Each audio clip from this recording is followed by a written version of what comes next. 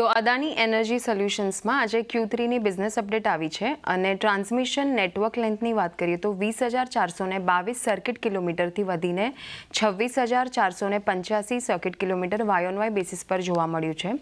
Power transformation ક્ષમતા 54,661 megavolt એમથી વધીને 84,286 મેગાવોલ્ટ એમ જોવા મળી છે. એવરેજ સિસ્ટમ અવેલેબિલિટી વધીને 99.69% જોવા મળી છે અને ટ્રાન્સમિશન અવેલેબિલિટીની વાત કરીએ તો 99.69થી ઘટીને 99.21% વાય ઓન વાય બેસિસ પર જોવા મળી છે.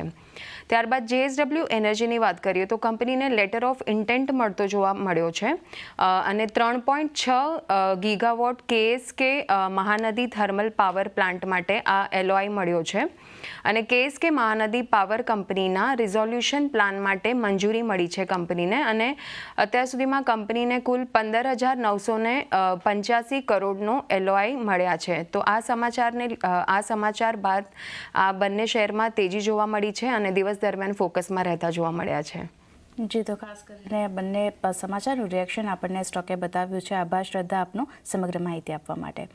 તો જે રીતે આપણે જોયું છે સમાચાર અને રિએક્શન બંને સ્ટોકમાં એક પોઝિટિવિટી સાથે આપણને આવતો દેખાઈ રહ્યું છે. એક વ્યૂ નીરવજી આપનો ખાસ કરીને અદાની એનર્જી સોલ્યુશન અને ઓવરઓલ અદાની ગ્રુપ આજે ફોકસમાં છે કારણ કે બિઝનેસ અપડેટ જે રીતે આવતા દેખાઈ રહ્યા છે. સૌથી પહેલાં અદાની એનર્જીની વાત કરીએ તો જે રીતે શ્રદ્ધાએ જણાવ્યું Q3 ટ્રાન્સમિશન નેટવર્ક જે છે એની લેન્થ ખાસ કરીને આપણને વધતી જોવા મળતી દેખાઈ રહી છે અને પાવર ટ્રાન્સમિશન ક્ષમતા પણ વધી છે. એને કારણે એક ફોકસ બનતું દેખાયું છે અને સ્ટોકમાં જો એક સારી અપસાઇડ આજના દિવસે અદાની એનર્જી બતાવી રહ્યું છે. કઈ રીતે વ્યૂ અહીંયા? અગર આપણે અદાની એનર્જીની વાત કરીએ તો આ સ્પેસિફિક સ્ટોક અમારા એક્ટિવ કવરેજમાં નથી, બટ જસ્ટ એક વ્યૂ શેર કરવા માટે હું તમને જણાવીશ કે ડેફિનેટલી Q3ના જે પ્રી ક્વાર્ટર અપડેટ્સ છે એ ઘણા સ્ટ્રોંગ આવ્યા છે અને ઓવરઓલ ટ્રાન્સમિશન આ જે સ્પેસ છે એ અમને ઘણું સારું લાગી રહ્યું છે. પાવર યુટિલિટીઝમાં જે ખાસ કરીને ટ્રાન્સમિશન આ મેં લાસ્ટ વીક પર એક આ જ ચેનલના શો પર કહ્યું હતું કે transmission as a space will be very strong for next 2 to 3 years rather next 5 years. તો ફ્રોમ દેટ પર્સપેક્ટિવ જે ઓર્ડર્સ આપણને જોવા મળી રહ્યા છે આ પર્ટિક્યુલર કંપનીના એ કોઈ અગત્યની વાત નથી. એટલે definitely this will be very positive for the company going ahead. અને JSW એનર્જીની વાત કરીએ તો યસ, જે આજના ન્યૂઝ છે એ ડેફિનેટલી પોઝિટિવ છે. ઓવરઓલ સ્પેસ ઘણું સ્ટ્રોંગ દેખાઈ રહ્યું છે.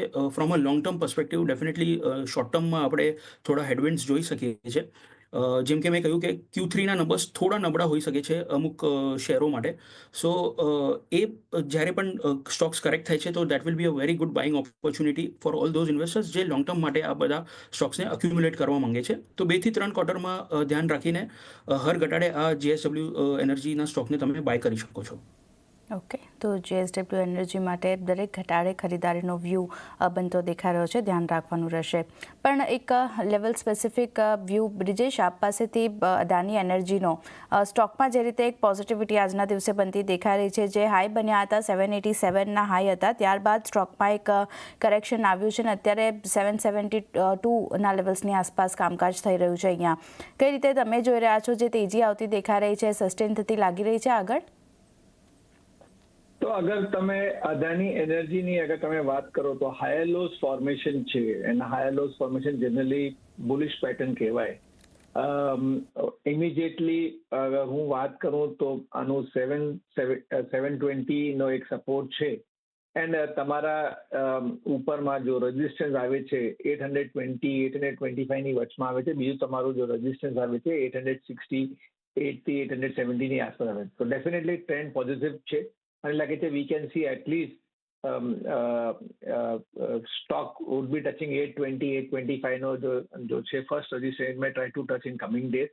તમે 720 નો એક સ્ટોપ રાખીને ચાલો. કરંટ ભાવમાં તો નથી બાય કરવાનું, બટ કોઈ ઘટાડામાં સમય 755 ની આસપાસ અગર આ સ્ટોકમાં તો ડેફિનેટલી બાય સાઇડમાં તમે રહી શકો.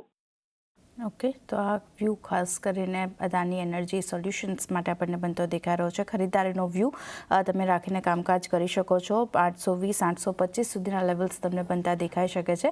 સ્ટોપ લોસ તરીકે તમારે 720નો એક સ્ટોપ લોસ ખાસ ધ્યાનમાં રાખવાનો છે. પોઝિટિવ વ્યૂ બનતો દેખાઈ રહ્યો છે. નીરવજી, એક